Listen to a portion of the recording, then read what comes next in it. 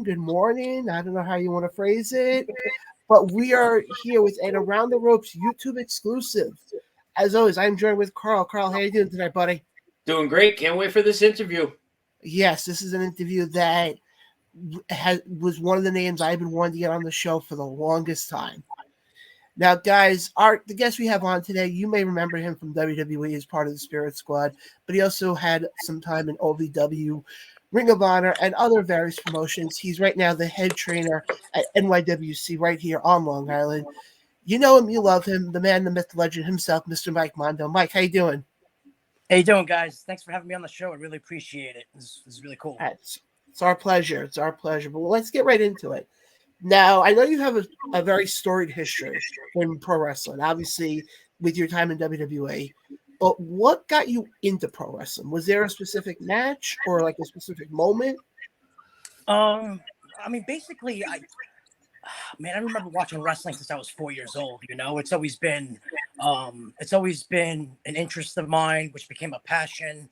And I always knew I wanted to get into the business. I just never knew when it was going to happen. I had two dreams in life. It was either to be in the NFL or to be a WWE superstar. And once I realized that my NFL dreams wasn't happening, I enrolled in a professional wrestling school, which was Critical Mass Pro Wrestling, now called NYWC. And that's where it all began for me, right here in Deer Park, Long Island. So, but I you know, it stemmed all the way from my childhood. You know, I've always eat, breathe, and sleep wrestling, and I just have a really big passion for the sport.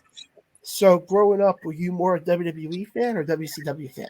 Growing up, well, yeah, because I grew up in the Northeast, I have to say WWE. You know, I've started to watch WCW more when I was in high school, and you know, and everything like that. And then when I got in the business, then I started doing all my research because I wanted to learn everything about everything. So I started watching WCW, NWA, Smoky Mountain, you know, and just getting as much knowledge as I can of the sport. Carl. So you said you started with Critical. What was it like stepping into the business for the first time ever? Oh, man. I mean, of course, I was a little bit intimidated. You know, I was 18 years old when I first started wrestling. But again, it was, you know, I was so driven and I was so passionate that the nerves kind of subsided, you know, like once I got into the school and I started doing my thing. And according to my trainers, John Curse and Mike Mayhem, when I first started, they thought I was a natural, and they kept, you know, complimenting me because I was able to pick up the moves very fast. I just emulated what I saw on TV. I really didn't have any clue what I was doing, but you know, they just thought I was a natural, and I think it was their encouragement that gave me the confidence to really believe in myself and be like, you know what, I think I have a shot at doing this, you know, and you know, everything just kind of happened so fast and snowballed after that. Now, obviously, people know, you know, of your time in WWE, but before WWE, you were actually in OVW. Yes. Yep. When did you actually start in OVW? I started OVW, I want to say it was 2003. You know, basically, to make a long story short, I came home from wrestling practice one day. I was on America Online. I went to the OVW website, and that was the farm league, you know, the minor leagues for WWE. And that's WWE is always where I wanted to be. So I saw there was a tryout camp, you know, advertised, and it was $1,000, you know, for a week-long tryout camp. And I decided to say, give it a shot. You know, I put my $1,000 in, sent my resume. Lo and behold, I got a phone call back a couple weeks later, you know, inviting me to come down. Went down there for the tryout camp, and Dr. Tom Pritchard was holding the camp, along with Danny Davis, Jim Cornette, Rocky Johnson. And I went down there and I just gave it my best shot. And a couple weeks after that, when I got home, I got a call from Jim Cornette inviting me to come down full-time to train with OVW full-time if I wanted to. You know, I'd have to relocate. I wouldn't be signed, but I would get another job, you know, a side job, and just kind of support my wrestling habit and work to get a developmental contract, you know, from there going forward. So, I was very young, maybe about a little bit less than a year in when I got my first break in the wrestling business. And that's how I got into OVW. Now, I know, because everybody knows of OVW, they remember, you know, Cena and Brock. You came in you started after they had left already, right? Yeah, I came after them. Yes. I didn't meet John Cena and Brock Lesnar until I went on the road with WWE years later. So then, who were you in OVW with of the bigger names? Yeah, I mean, in the trial camp, Elijah Burke was down there. He was one of the guys that was in the camp with me. Oh gosh, Tank Tolan, remember the tag team, the Dicks. He was down there. Jillian Hall was in the camp with me. Oh gosh, I mean, there was so many different classes. I've been down. I spent a good amount of time in OVW. I want to say in my whole career, probably 10 years total. This is post WWE, pre WWE. I had different stages. But I've seen everybody kind of come through there pretty much. Cliff Compton. Oh gosh, CM Punk, Kenny Doane, Seth Skyfire, Daniel Puder. I mean, if you probably name them that came, through OVW, I probably was there at some point. Carl? Well, you brought up a name. You brought up Kenny. Yes. What made it happen that you two formed the original Spirit Squad? Well, we'd actually never formed the Spirit Squad, me and him. That was a Vince McMahon idea. And Vince McMahon actually wanted Ken to be he was the first guy that Vince picked that he wanted to be a part of the group. And then eventually they wanted to be a faction.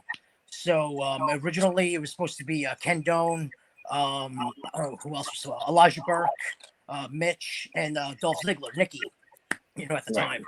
And Elijah Burke actually turned down the deal. And that's how I got my spot into the Spirit Squad, which it actually worked out for Elijah, in the long run, and kudos to him for believing in himself and stuff like that. And I'm happy to see everything work out for him, but that's how I got my spot. That's how I got my role, and but yeah, the Spirit Squad was never my idea or Ken's idea. It was Vince McMahon. So I know one of the more infamous rivalries you guys had as a Spirit Squad was working with Vince McMahon. At that time, working with the chairman.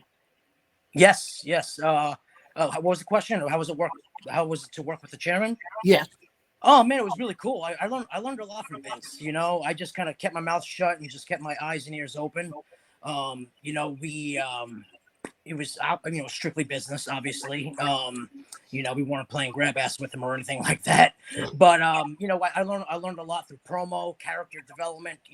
Probably Vince is probably the best heel in the business. And just a really smart businessman. And it was really cool just to kind of get the rub, so to speak, by working with being by Vince's side, because Vince had a lot of heat as a heel. So a way to be team up, and none other than Vince McMahon. And also the other part of that rivalry was you guys working with DX. Yeah, that was really cool, man. That was such a big learning experience for me. Working with DX really kind of made me figure out how to work like a main eventer, and work like a top guy. It's a lot different, than how you work on any other place of the card. But when you work guys that are over, like such as Hunter and Shawn, you don't have to do anything, when you're out there, because they're just so over. You can do so much less and get the most out of what you're doing. Really cool just to get that experience working with them. Two top talents that drew a lot of money and had a lot of fun, and we'd had our matches, probably wrestled them 100 times. And, every time we come back through the curtain, they would sit down and explain to us what we did good, what we did wrong, and really kind of, just teach us pretty much sitting under the learning tree. So, I'm grateful for my experience working with them. So working with DX and learning from them, did you get more of an experience of like a learning experience working with them than you did, say, OVW or Critical at your beginning? Critical Mass. Oh yeah, absolutely. I definitely. You only get better in this business with people that are more experienced and that are better than you. And I've worked mid card. I've worked opening matches before. I've worked main events. In the past at OVW and stuff like that, which was really good experience and stuff. But really nothing really compared to that type of experience working with Hunter and Shawn. I mean, those are two guys that, excuse me, those are two guys that been there, done that, have worked the top of the card number of times over and over again, proven themselves, obviously, big draws, big commodities to the company, and to really go out there and, work every single weekend, getting those repetitions in and day out, working in different towns, working in different countries, having different matches with them every single time.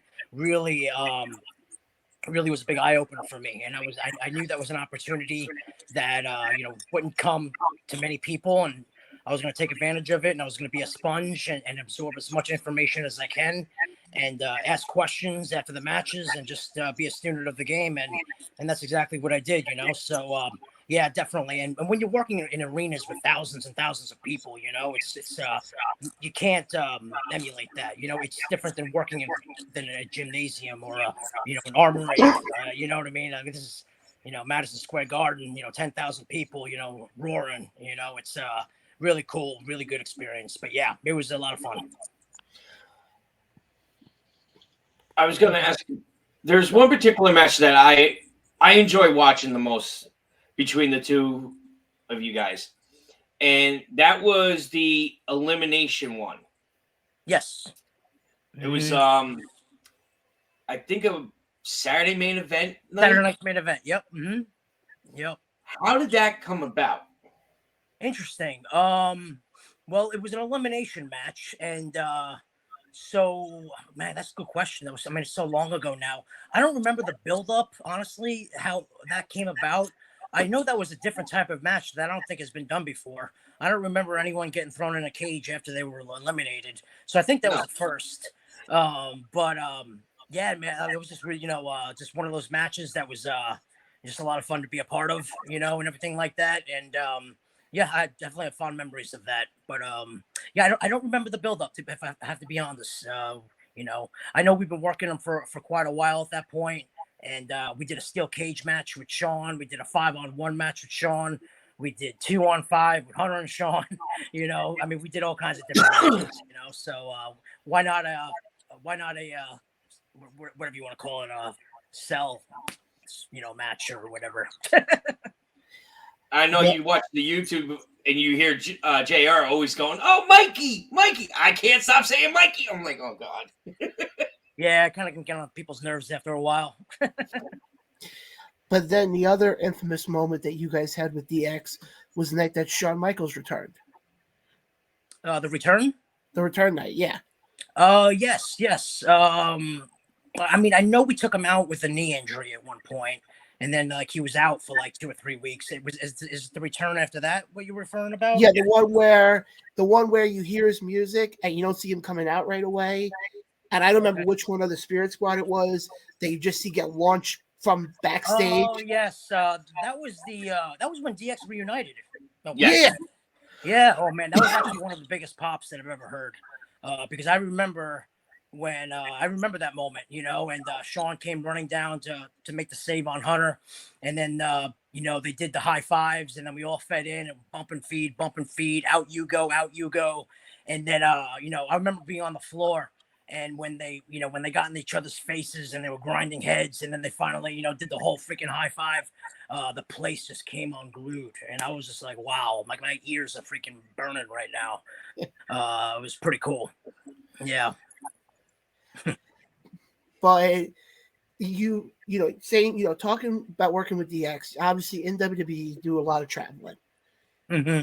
Do you notice a difference in the fans, say if you're working a show in New York compared to the middle of Texas somewhere to California? Do you notice any sort of difference in the fan base? I mean, absolutely. Everywhere you go, the crowd's different, no matter where you go. I mean, the people are every arena is different that you go to. If you work in New York, the crowd's different. If you work in Tennessee, it's the complete opposite. If you go to Japan, it's different, different style. But I always encourage people, especially my students, when they go on the road to do their shows. Always watch the matches before you.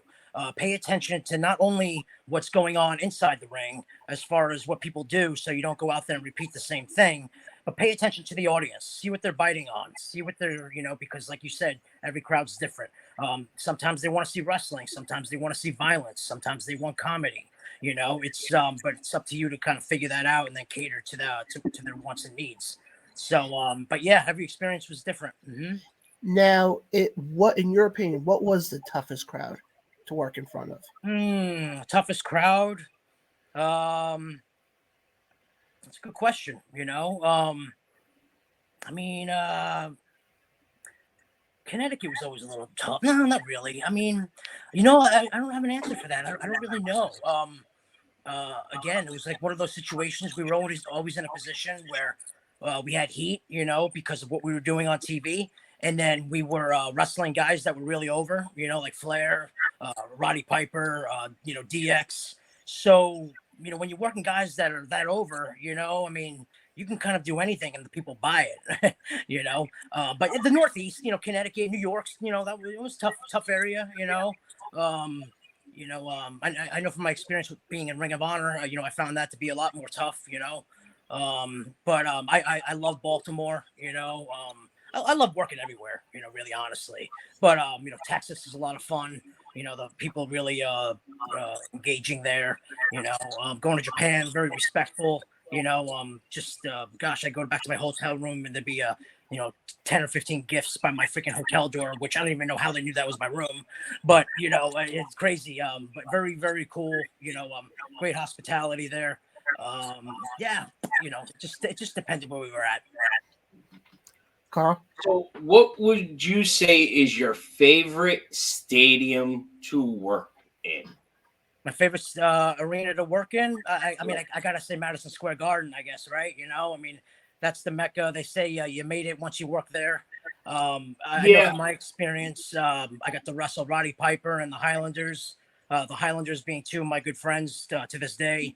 And, working Roddy Piper, I mean, that's just, the guy that I grew up watching, idolizing and stuff like that. So to do that on 9/11 at Madison Square Garden, I thought that was pretty cool. And that was always special to me. Especially being a New Yorker yourself, that really probably hit hard for you. What's that? Oh, with 9/11 and everything. Yeah, it does, and it never wears off. Every time that comes around, I kind of get flashbacks because I just remember the day that happened. I remember I was in college, and I just remember people running out of the freaking building, and I was scared. I didn't know what the heck was going on. My mom was working at one of the middle schools about 10 minutes down the road from where I was going to school, and I just drove right there, and I was just like. I was just like, man, what's going on? And it was a scary time and very sad. But yeah, so just doing that show, just kind of, it was a very special night and good tribute and everything. And I was happy to be a part of it. Now, I know Spirit Squad made their return to WWE back in 2016. Yeah, we had a little run. Yep. Were you part? I don't remember. Forgive me if you were a part of.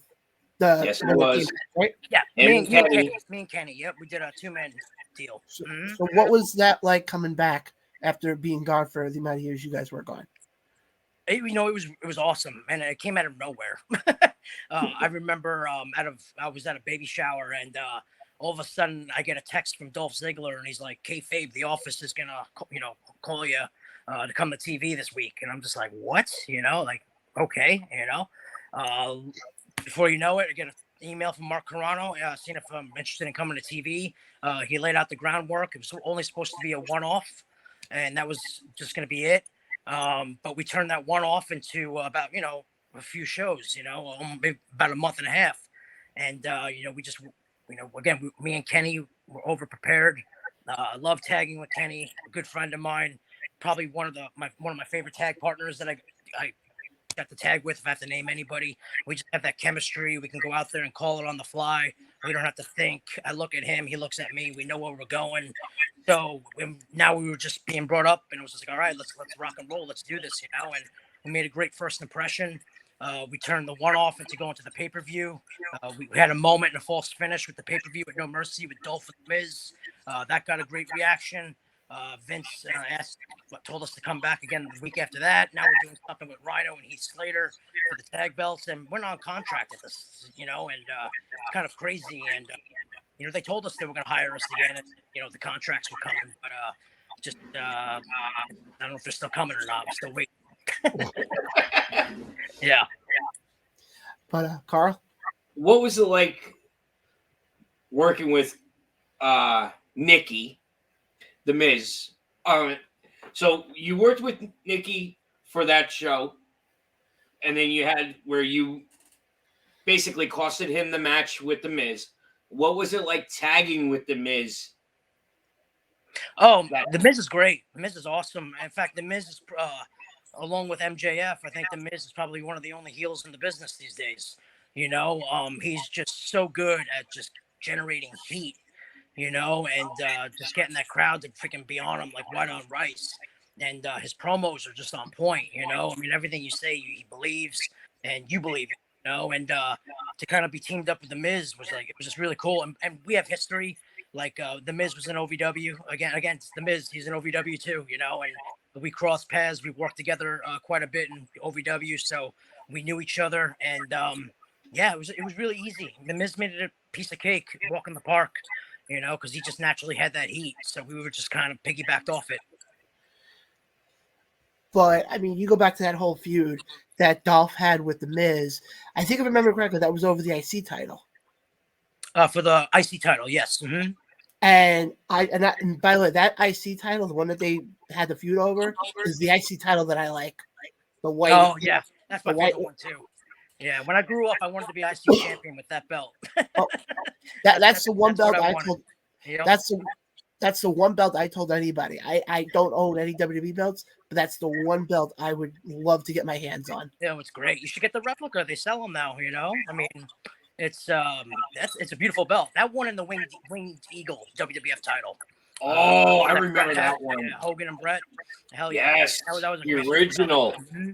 Yeah, I'm a belt mark. Oh yeah, but to me, I look at that IC title and it's like the history that title has with it, of who's held that title. Yeah, it's like it as people have said it became the workhorse title.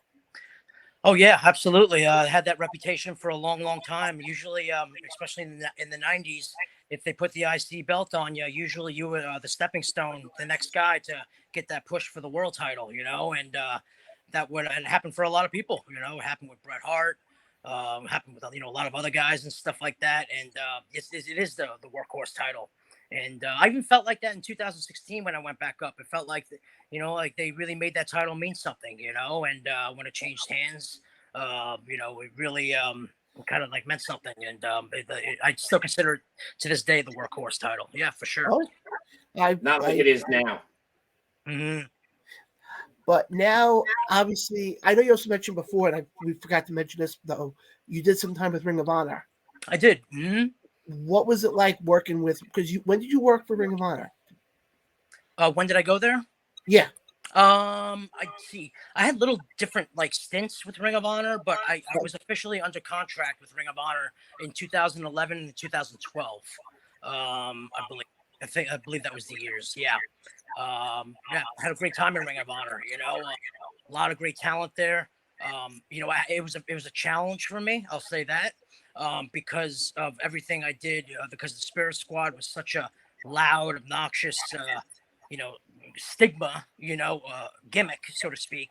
When I came into that world, it was tough to get that stink off me, and kind of create my own identity. I don't mean that in a bad way. It's just that's what the people were used to seeing me, and now I have to work twice as hard to show them, hey, look, I can do more than just a cartwheel and a toe touch. I can do a collar elbow tie up, a couple headlocks here and there, and tear down the house. And that was my goal, and I just went out there, freaking busted my ass, and hopefully my hard work transpired through the people, and they recognized that. And I had some killer matches with Matt Taven, Roderick Strong, Kevin Steen, Kevin Owens, and really I had a great time there, and that's when No Fear Mike Mondo was born. Now, in your entire career, did you find it easier being in a tag teams / faction, or being a single star? What do I prefer? Yeah, which one do you prefer, singles or tag team?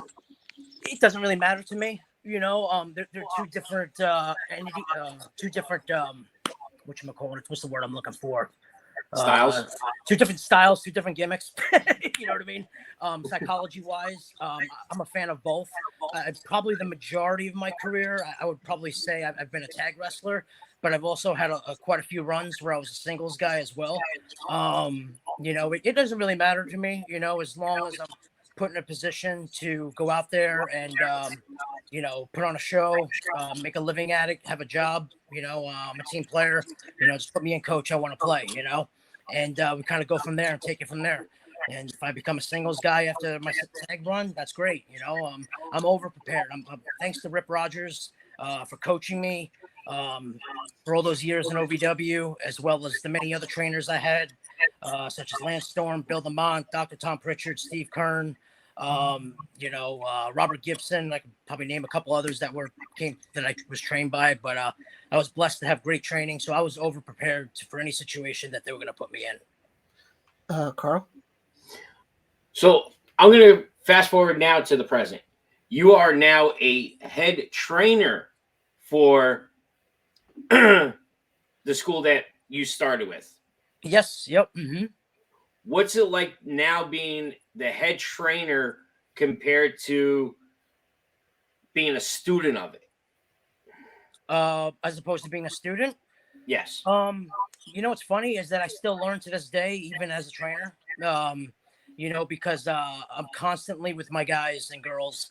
I'm constantly implementing the fundamentals and the basics, so I'm always seeing on a daily basis what they do right and what they do wrong.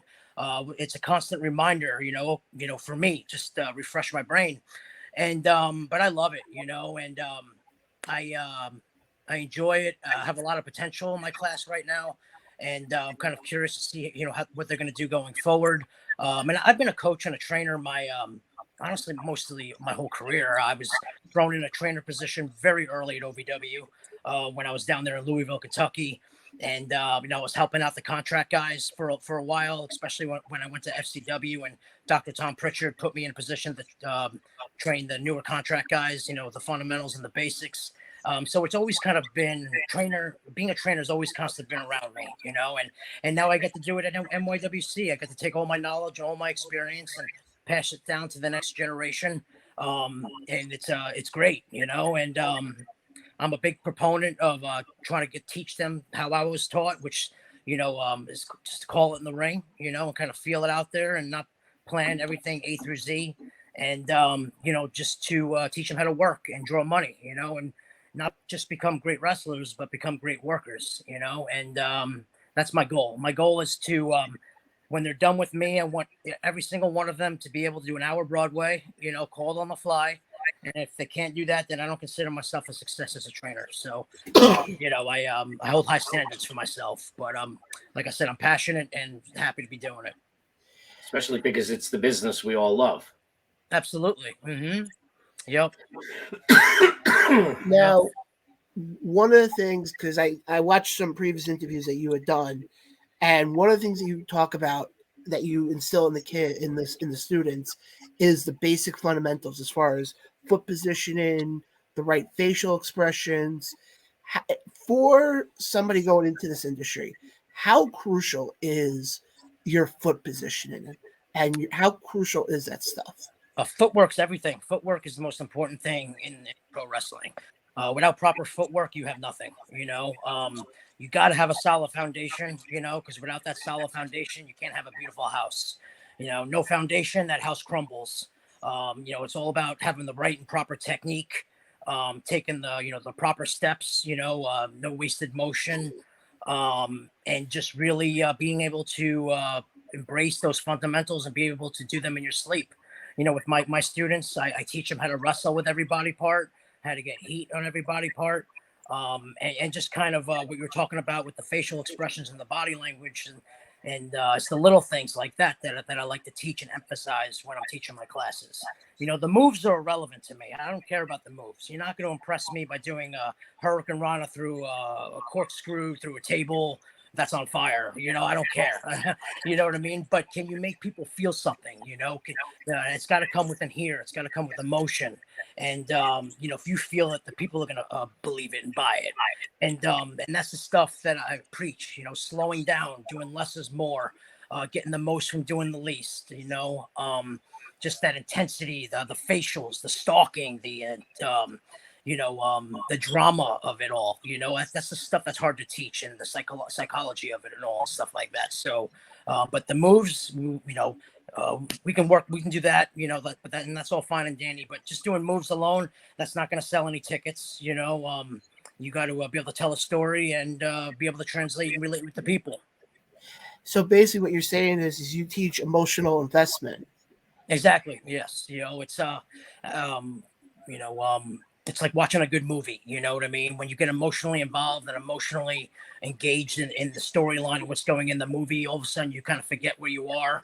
You're not worried about what you got to do after work tomorrow night. You know what I'm saying? Because you're so focused and just lost in the moment. And before you know it, that 3-hour movie freaking flew by, which felt like 30 minutes. And that's what like a great wrestling match should be and what it should portray.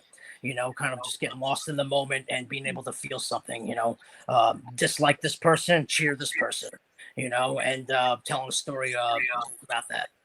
Well, that's the one thing I've never taken a bump before. I'll be the first one to say it.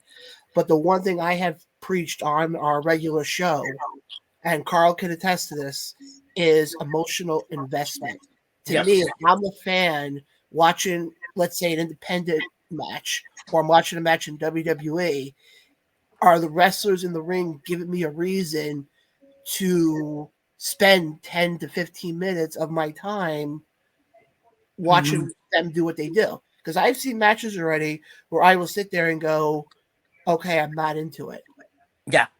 But then no, go ahead. No, I was going to say, and that's just, I think a lot of that is because, and it's just how it is these days, especially on TV and WWE and AEW. There's always circumstances and like Jericho versus Daniel Bryan, they're going to probably go out there and call on the ring. You know what I'm saying? But a lot of the guys, are not 10 years, 15 years in. A lot of the guys are, 2, 3, 5, it varies, but a lot of it's called and planned in the back. And a lot of times you kind of, when you get in that mode of planning everything A through Z in the back, it kind of just becomes like a mechanical deal when you go out there, and it's not coming from within and feeling the people and feeling with emotion and acting and reacting according to how the audience is responding. You're just kind of painting by number, going A, B, C, D, E, and no matter what the crowd does, you're kind of still going through that same formula, and it's just one of those things where if I'm not feeling it, I'm just not buying it, but that's why I really emphasize when I train my students to be able to adapt, call it in the ring, call it on the fly. And I don't want to sound like a grizzled veteran, like that's a call in the ring, brother, like all the time. I've planned matches A through Z before. I've been guilty of it, It's just sometimes that's just the way it is, the nature of the beast. If that's what they're paying me and that's what they want, then okay, that's what you get. You know what I mean? But if I always had it my way, and especially on house shows, we did a lot more of going out there and feeling it and calling the ring, and hopefully that they do it to this day as well. Well, you also brought up something interesting. Slowing down. Slowing down. When you think you're going too slow, go even slower. Because a lot of times on AEW, the matches are everything's moving so fast. It's like, what are they doing? You can't understand it. Well, yeah. I've noticed that too. It's one of those things where they're going so fast, they do something really cool. Now they got to pan to an instant replay, but when that instant replay comes up, they're doing something else. So now my attention's divided to two, to two screens, you know what I mean? And I'm getting lost and I'm getting confused now. But that's why it's really important to be able to slow down, when you do something that gets a good reaction, to pause, to kind of let that replay happen. Let me see that replay. Let those commentators put me over and put the story over. That's doing more for you than probably anything that you're doing physically in the ring, is having those commentators put you over and tell your story, and getting that reaction after that big false finish of your facial expressions, so they can really feel like what's going on emotionally and stuff like that at that point of the match. But it's wrestling fans, they got to keep it simple. They have to be able to see it. They have to be able to understand it. They have to be able to digest it. And then they have to be able to react to it, and you got to be able to put those commas at the right sentence, the right place at the right time, and if you just got a run on sentence, then it's just going to be confusing to me. You know what I mean? You got to put the right punctuation marks at the right point and in the right words. To me, if it's not slowed down, right. If it's not slowed down enough that you're able to sell a move with it speeding so fast, you can't sell the moves like you're supposed to. Yeah, it's just you're to kind of like I saw something. I saw NXT. Was a week ago, and Braun Breaker. It was him and somebody versus a tag team, and he gave a beautiful backdrop. The guy took a hell of a freaking bump. And honestly, they could have replayed that and he could have sold that bump a lot more. Braun could have been like, stalking him, that fire, that intensity, and then took his head off with a clothesline, a few seconds later when the people kind of come back down. But instead, he popped right back up from the backdrop, kind of no-sold it. Braun shot him off. He reversed it. So now because he reversed it, the backdrop didn't really mean anything. And then the guy did a duck one, duck two, and then Braun took him off with a clothesline. Well, what did all that really mean now? If that backdrop didn't mean anything, because he not only reversed you, but now he had the energy to throw one line, throw two. He should be selling. And especially if Braun's gonna, if he's the guy and he's the champ, you have to put him over as such. Mm-hmm. You're 100% right on that, Mike. Last question from me. I know you've had a storied career. I mean, we've been talking about it this entire interview. But if you had the opportunity, either and I'm going to change up a little bit for you, for a tag team or a singles match of any superstar currently wrestling now or from the past, who would it be? Ooh, currently or from the past? I got to say, I wish I can be a singles guy and wrestle Bret the Hitman Hart. Bret Hart was my idol, my hero growing up. He was my guy. I pretended I was him. I used to play with the wrestling figures and put Bret's music on in the background and, coming down the aisle and, freaking, that was my childhood. Bret was my dude. So, and I'm such a fan of technical wrestling and just being able to go out there and work. And I thought Bret was one of the best at doing that. He is the excellence of execution for a reason, because everything he did was believable. He was real out there. And I kind of like to emulate my style after that, as far as making sure everything looks real and crisp and believable. And if I could have a run with the Hitman, I think that would be fantastic and be awesome. But, I got to do a lot of cool things in my career. I'm very happy, though. Very grateful for it. So, yeah. Carl, do you have any more questions? The only question I have for you, besides slowing down with your students, besides slowing down, working the crowd, what else is the most important thing you instill in your students' minds day in and day out?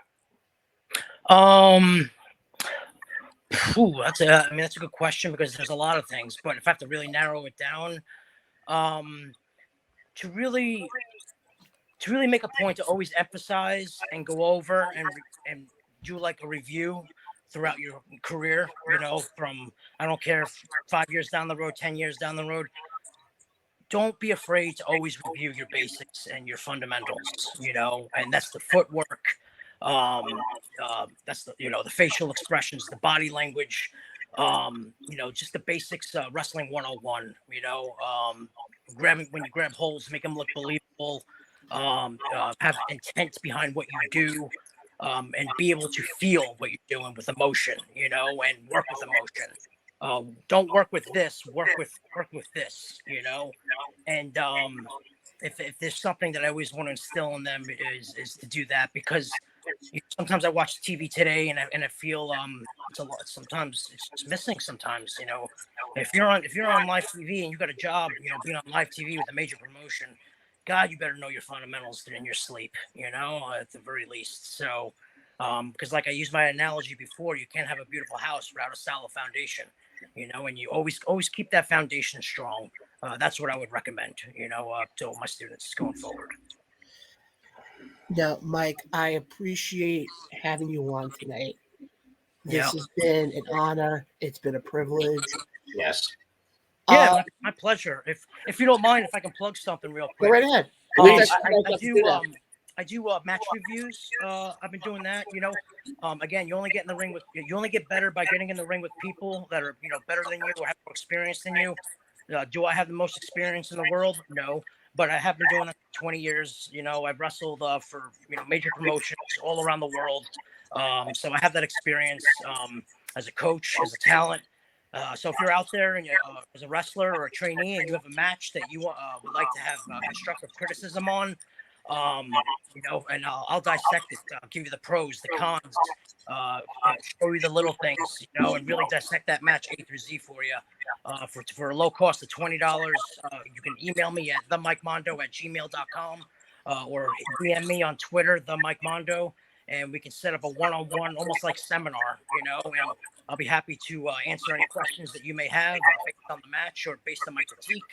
And I will make sure you leave better than what you did before. And if you're not satisfied, I'll give you money back guarantee. How about that? So that's how confident I am that I can help you out. So.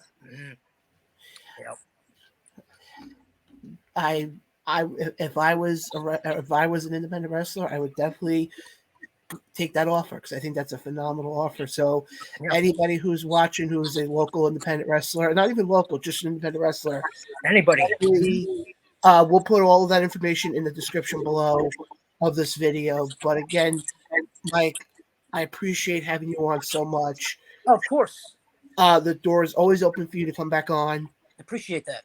And yeah, we love having you on. And for Mike Mondo and Carl, I'm John. This has been Around the Ropes, YouTube exclusive. We will catch you guys on the flip side.